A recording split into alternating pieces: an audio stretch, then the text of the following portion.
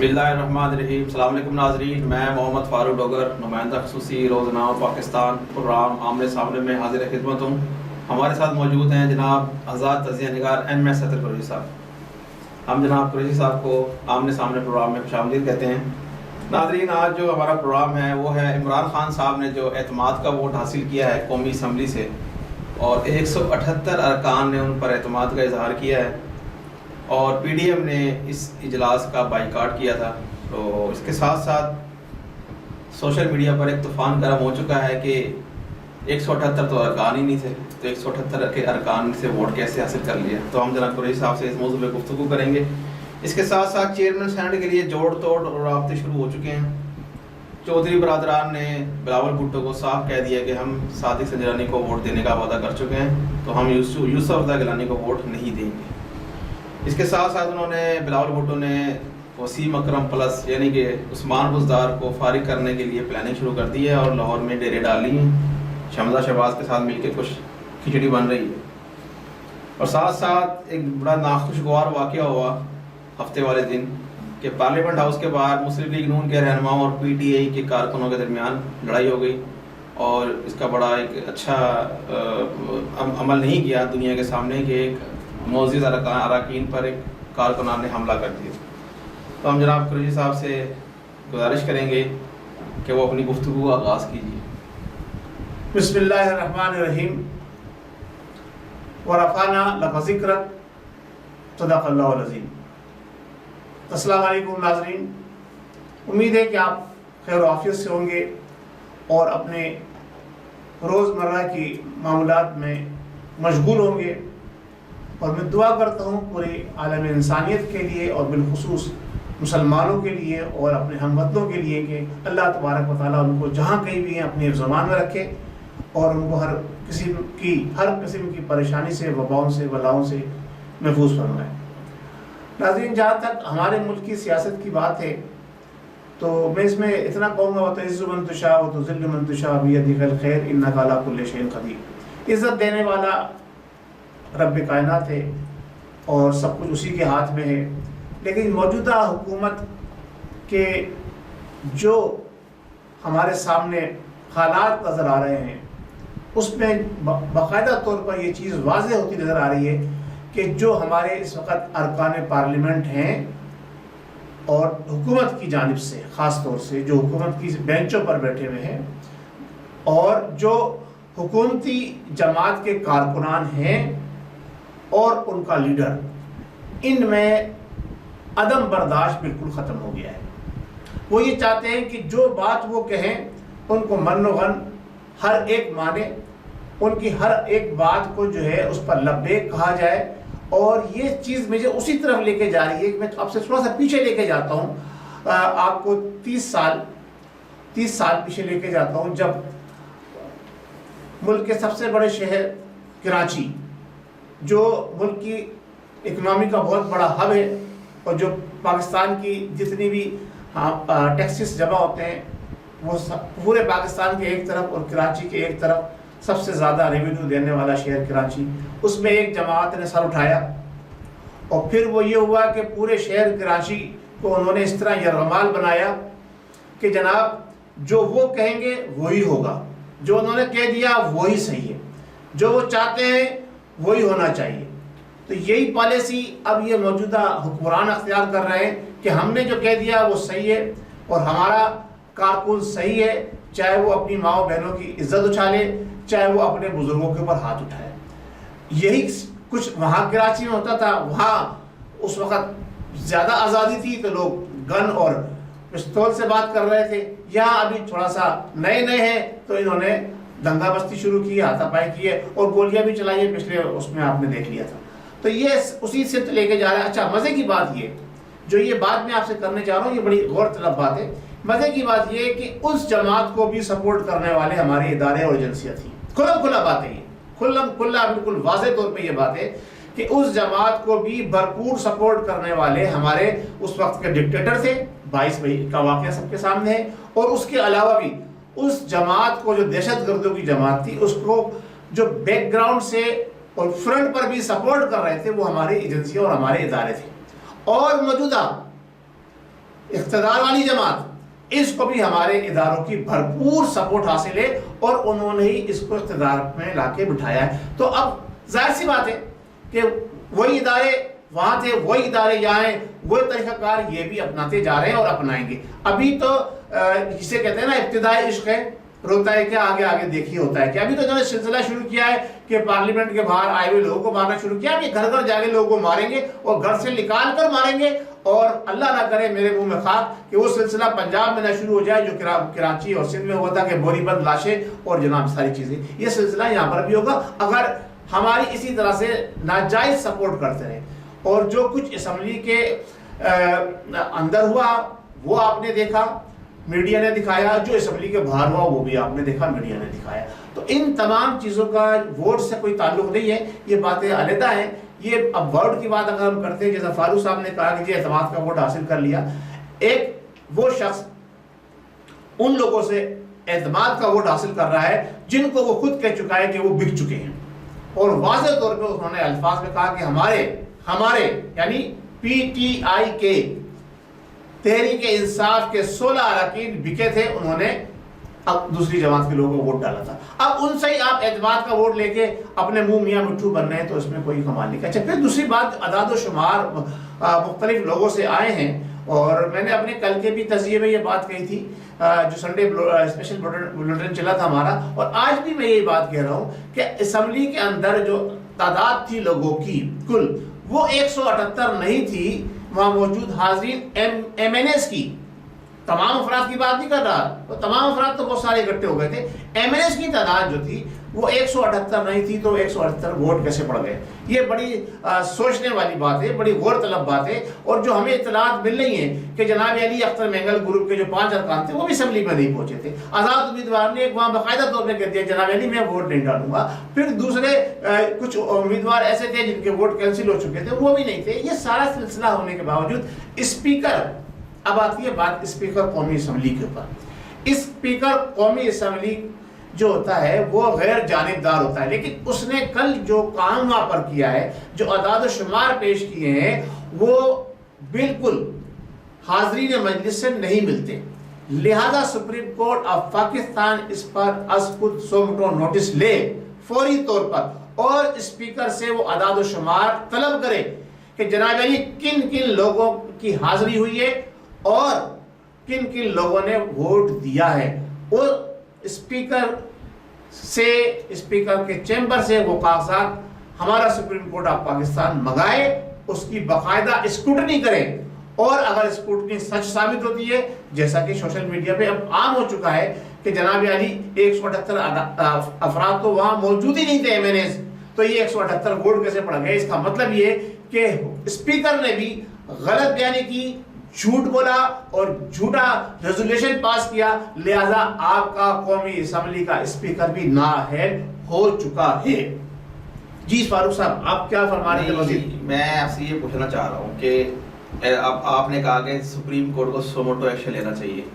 وہ کس بیس پہ سوموٹو ایکشن لے؟ کوئی اس کو کہے گا تو سوموٹو ایکشن لے گا نا؟ کیسے؟ ٹھیک ہے ہم سپریم کورٹ کو خط ہم لکھ دیتے ہیں. نہیں آپ یہ بتائیے، دیکھیں پی ڈی ایم کی تو نااہل اور ناقص پالیسی کی وجہ سے یہ سارا کھیل ہوا ہے. پی ڈی ایم والوں کو پتہ نہیں کس نے یہ مشورہ دیا کہ آپ اسمبلی کے اجلاس میں نہ جائیں. ٹھیک ہے آپ الیکشن کانٹیسٹ نہیں کرتے، دیکھیں وہ اعتماد کا ووٹ لے رہے تھے، اس میں کوئی اپنا بندہ تو ان کو سامنے کھڑا کرنے کی ضرورت ہی نہیں تھی. ٹھیک ہے وہ اعتماد کا ووٹ لے رہے تھے. آپ کم سے کم وہاں اگر جاتے اسمبلی کے اندر تو اپنے سامنے ووٹنگ کراتے، گنواتے، ہینڈز اپ کراتے، لوگوں کو باقاعدہ کاؤنٹ کرتے، آپ خود بھی کاؤنٹ کرتے. آپ نے تو کھلا میدان چھوڑ دیا. انہوں نے اس پر جناب علی نہیں کھلا میدان میں نہیں چلے گئے اسمبلی کے باہر آگے. بھئی تمہیں ضرورت کیا ہے؟ شاہد خاقان عباسی ہو گیا، وہ مریم اورنگزیب ہو گئی، اور وہ جو مصدق ملک، تمہیں ضرورت کیا ہے؟ بچوں کی طرح تم ان کارکنان سے لڑ رہے ہو. یار آپ یہ بات غلط بات کر رہے ہیں. آپ رونگ کانسیپٹ لے کے کیوں آتے ہیں؟ وہ بائیکاٹ کیا پارلیمنٹ، وہ انہوں نے بائیکاٹ نہ کرتے نا، بائیکاٹ سنیے، بائیکاٹ کیا انہوں نے، ان کا رائٹ بنتا ہے وہ ایک جگہ پر جا کر جہاں ہمیشہ پریس کانفرنس ہوتی ہے، وہ وہاں پریس کانفرنس کر رہے تھے. اب آپ یہ بتائیے یہ کون سا جواز تھا؟ آپ اسمبلی سے اعتماد کا ووٹ لینے جا رہے ہیں، آپ اپنے تیار کارکنان کو بلا رہے ہیں، کیوں بلایا جا رہا ہے؟ پریس کرنے جائیں گے اپنے لیڈر کی حمایت کے لیے جائیں نا، کیوں آپ کیا مطلب کیوں جا سکتا ہے؟ ایک سیکنڈ جی کوئی بھی کیسے جا سکتا ہے؟ جب آپ ووٹ نہیں جا سکتا، جا سکتے ہیں کیسے جائے گا؟ جب ووٹ سن لیجیے نا، جب ووٹ ہی اسمبلی کے اندر ہونا ہے، کانفیڈنس کا ووٹ ہی صرف ایم این ایس نے دینا ہے، صرف ایم این ایس نے دینا ہے، تو پھر کارکنان کا ایک ہی بلائے تھے، آپ بدماشی کرنے کے لیے بلائے تھے، گنڈا گردی کرنے کے لیے بلائے تھے، پارلیمنٹ کے اندر گئے تو بھائی پارلیمنٹ کے باہر کیوں بلائے تھے؟ کیوں بلائے تھے؟ کیوں بلائے؟ وہ خود گئے تھے، اس لیے بلائے تھے، اپنے لیڈر کی، اپنے قائد کی، نہیں قائد نے بلایا تھا، باقاعدہ بلایا تھا، اس لیے بلایا تھا، باقاعدہ دھمکی دی تھی۔ کیا دھمکی دی تھی؟ قائد نے باقاعدہ اسمبلی کے ممبران کو دھمکی دی تھی، کیا دھمکی دی بتائیں ذرا، کہ ووٹ دینا ہے آپ نے، جو نہیں آئے گا اس کو ہم دیکھ لیں گے، ڈی سیٹ کر دیں گے۔ بالکل کریں گے۔ ارے بھائی تو ڈی سیٹ پالیسی ہے، جماعت کی پالیسی آج ہے، بولا کروں تو بولنے تو دیا کریں مجھے یار، آپ اتنا نہ بولا کریں بیچ میں نا، جب میں بات کر رہا ہوں مجھے بات پورا کرنے دیں، ورنہ اگر آپ تجزیہ کر لیجئے، نہیں آپ تجزیہ کر لیجئے، مجھے بولنے دیجئے نا، جو بات بول رہا ہوں اس کو مجھے بولنے، جملے کو کمپلیٹ کرنے دیں نا، کہ بھائی پارلیمنٹ پالیسی ہے، کیا پالیسی ہے؟ بدماشی کرنا، گنڈا گردی کرنا، یہ پالیسی ہے؟ کام کیوں نے کیا ہے؟ باہر جو کیا ہے کارکنان نے، یہ کون سا کام، کون سا لا ہے، کون سا قانون؟ آپ اسمبلی کے اندر آپ اپنے ممبران سے اعتماد کا ووٹ لینے جا رہے ہیں، جی باہر بھی اکٹھی کرنے کی کیا ضرورت؟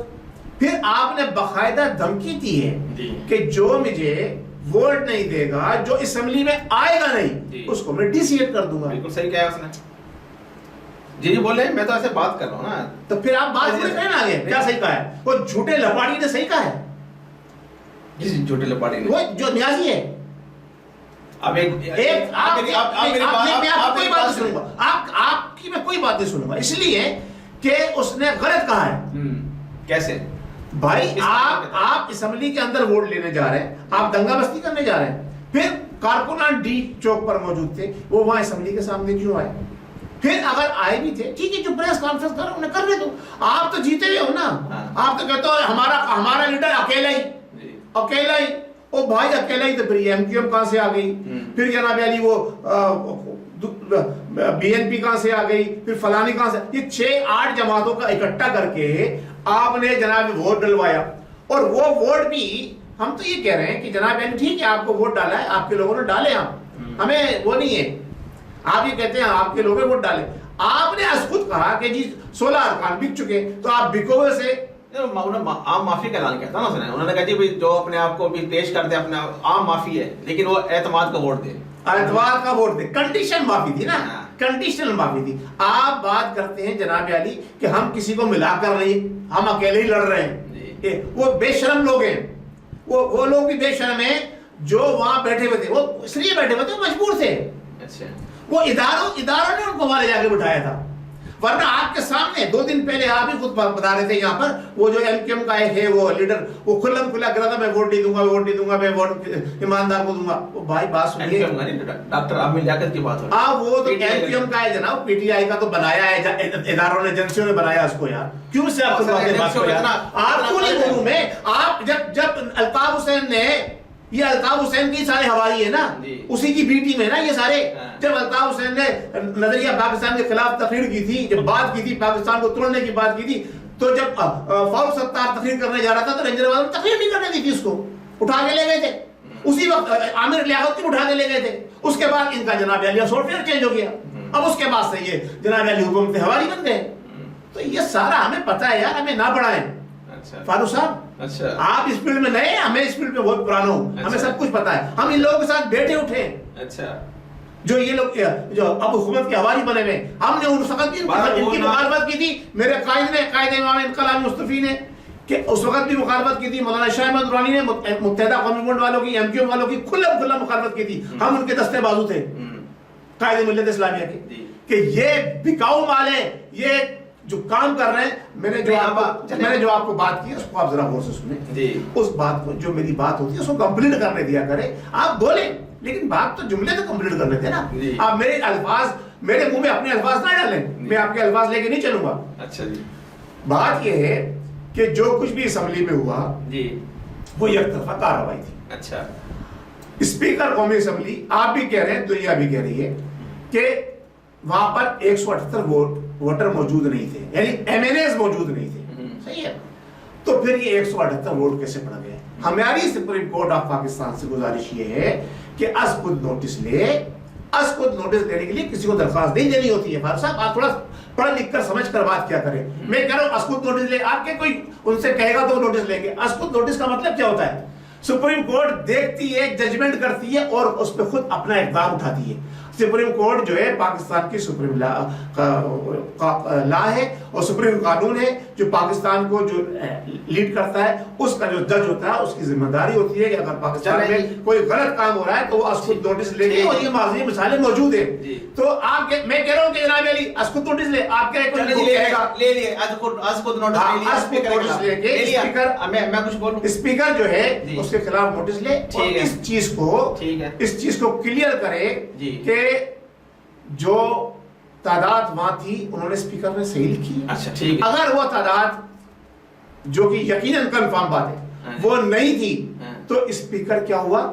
उसने पाकिस्तान के कॉन्स्टिट्यूशन की खिलाफवर्जी की है, वो झूठा साबित हो गया। झूठा साबित होने के बाद नाअहल करार दे दे। झूठा साबित जब हो गया है तो वो नाअहल होगा। अच्छा। वो असेंबली की रुकनियत से भी जाएगा और उसको नाअहली का परवाना भी मिलेगा। इसी तरह से जब कोई अपने इदाद-ओ-शुमार इलेक्शन कमीशन को नहीं जमा कराता है तो वो झूठा हो जाता है, बाद में निकल के सामने आते हैं तो वो नाअहल हो जाता है, जैसे माजी में लोग होते रहे। तो ये भी नाअहल हो चुका है। ये इस वक्त ये इजलास जो ना पूरा, मेरे हिसाब से ये इजलासी गैर आईनी गैर कानूनी है। इस इजलास को ही कालादम करार देना चाहिए। अच्छा जी, ये हमारे जी बिल्कुल ये इजलासी कालादम करार देना चाहिए। ये जो वोटिंग में हो ऐसे ही होना चाहिए। अगर आप सही इस्लामी माशरा, सही कानून की बालादस्ती चाहते हैं, कानून पर मनोगन अमल दरामद चाहते हैं तो यही होना चाहिए और यही होगा। देखिए आगे चले जी, सुमोट एक्शन ले लिया, स्पीकर को तलब भी कर लिया। जब आप कह रहे हैं, सोशल मीडिया कह रहा है जी 178 अरकान वहां पर मौजूद नहीं थे, मुझ तक भी कुछ लोगों ने कहा कि नहीं थे, ठीक है, लेकिन हम वहां मौजूद तो नहीं थे ना, हमने कोई काउंटिंग तो नहीं की कि 178 है या नहीं है। अगर आप कह रहे हैं कि जी वो 178 नहीं थे लेकिन इसके बावजूद उन्होंने 178 डिक्लेयर कर दिया तो वो तो कागजी कार्रवाई में भी पेश कर देंगे। तो ये 178 की हाजिरी मौजूद है। भाईजान इसका क्या होगा? आज इसका मैं बताता हूँ क्या होगा। आप सारे बचोड़े इस फील्ड के अंदर, आप है बचोड़े इस फील्ड के अंदर। जब इलेक्शन कमीशन जब आपका जब सुप्रीम कोर्ट जो है उस पर एक्शन लेगा तो एक एक फर्द को बुलाया जाएगा वहां पर, उससे हल्फी लिया जाएगा। दे देंगे वो लोग। कैसे दे देंगे हल्फ? जब वो थे ही नहीं तो झूठा दे देंगे। तो झूठा दे देंगे जो थे ही नहीं। तो कह रहे हैं मौजूद थे। कौन कह रहे हैं? हमारा किन कह रहे हैं? कोई नहीं कह रहे मौजूद है। आप उनसे बुलाए, सुप्रीम कोर्ट ने उनसे हल्फ ले झूठा। अच्छा, यानी कि आप कहते हैं 178 अरकान मौजूद बिल्कुल नहीं थे जनाब। ले जी नाज़रीन, कुरैशी साहब की बकौल एतमाद का वोट लेने वाले 178 अरकान मौजूद नहीं थे। ठीक है जी, ये इसके ऊपर भी मजीद हम बात करेंगे। साथ साथ चेयरमैन सेनेट के लिए जोड़ तोड़ शुरू हो चुका है। चौधरी बरादरान से मुलाकात की है बिलावल भुट्टो ने, लेकिन उन्होंने साफ कह दिया भाई हम साजिद संजलानी को ही वोट देंगे, यूसुफ रजा गिलानी को वोट नहीं दी। देखिए बात दरअसल ये है कि चौधरी बरादरान अपना जो है वो चीफ मिनिस्टर ऑफ पंजाब लाना चाहते हैं, इसलिए वो संजलानी को वोट वैसे उसी मकरम ये वोट उसको इसलिए देंगे, इसीलिए उन्होंने कौमी असेंबली में भी उसकी हिमायत की है, वो वोट उसी को देंगे। तो हो सकता है चौधरी परवेज लाई नेक्स्ट सीएम पंजाब, जो भी बने वो अपना सीएम लाना चाहती है काफी बस। लेकिन साथ साथ वो हमजा शहबाज और बिलावल भुट्टो भी एक्टिव हो चुके हैं। उन्होंने ऑफर कर दिया है चौधरी परवेज लाई को आप सीएम पंजाब। वो कर दियो तो बात नहीं, इदारों की एनओसी नहीं मिली है। जब इदारों की अगर एनओसी मिल जाती तो चौधरी साहब असेंबली के अंदर भी जो ना इत्तेफाक के वोट पे नहीं जाते हैं। बात सिर्फ इतनी सी है सर, ये आप हर चीज इदारों पे क्यों डाले? भाई सब कुछ वही कर रहे हैं ना यार, वरना ये 7 एमएनए जो है ना वहां पहुंचे थे, एमक्यू वाले ये नहीं पहुंचते। वो तो हुकूमत के तहत वो मातेदी हैं जनाब, हुकूमत के इत्तेहादी इदारों के मातेदी हैं। हुकूमत के सॉरी सर, इत्तेहादों के हुकूमत के इत्तेहादी वही लोग हैं जो इदारों के मातेद हैं बस। एमके वो जो सेनेटर बने हैं वो पीटीआई के अरकान वोट ना देते तो ये फैसल सब्ज़वारी कैसे सेनेटर बनता? वो हमने बता दिया ना आपने क्या बता दिया सर? ये तो इस तरह हर चीज इदारों में ना डाल दिया करें, कुछ सियासत भी है, ऐसी बात नहीं है। पीटीआई एक जमात है, उसको मान लीजिए आप, वो एक जमात है, पीटीआई एक पॉलिटिकल पार्टी ताकत है। पीटीआई लोंडे लपाड़ो, दहशतगर्दों और अन्य निचोड़ गैर जिम्मेदार मुल्क दुश्मन अनासिर के आलाकार लोगों की जमात है। نہیں سر، یہ تو آپ کھلا کھلا الزام لگا رہے ہیں. بالکل صحیح کہہ رہا ہوں. آپ ایک یہی الفاظ ہمارے اداروں کے جن کو وہ سپورٹ کرتے رہے ماضی کے اندر ایم کے متعلق ہیں. تو اب وہ اس کو سپورٹ کر رہے ہیں تو میں وہی الفاظ ان کے لیے کہہ رہا ہوں اور یہ حقیقت ہے. لیکن آپ اس چیز کو تو مانتے ہیں کہ وہ ایک جمہوری طاقت ہے. کوئی طاقت نہیں ہے. اس کے پیچھے جو طاقت ہے وہ آپ کو پتا ہے امپائر کی طاقت ہے یار. وہ امپائر کے مضبوط بلبوتے میں کر رہی ہے. آج امپائر ہر جگہ چل رہا ہے نا. پاکستان میں ہر جگہ چل رہا ہے. نہیں سر ایسے میں ہر ادارے کے اندر امپائر بیٹھا ہے پاکستان کا یار. ایسے نہیں ہوتا.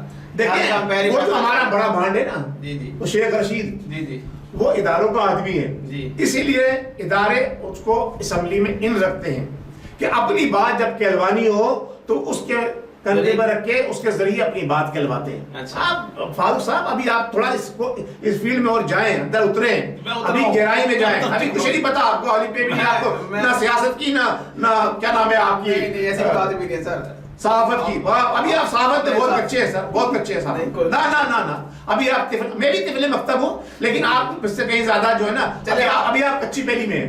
میں کم سے کم پکی پہلی میں آ گیا ہوں. چلیں ٹھیک جی. امید ہے ناظرین آج کا پروگرام آپ لوگوں کو پسند آیا ہوگا. نیکسٹ اگلے پروگرام تک کے لیے مجھے محمد فاروق ڈوگر اور جناب ایم ایس اطہر قریشی صاحب کو اجازت دیجیے. اللہ ہمارا حامی و ناصر. پاکستان زندہ باد.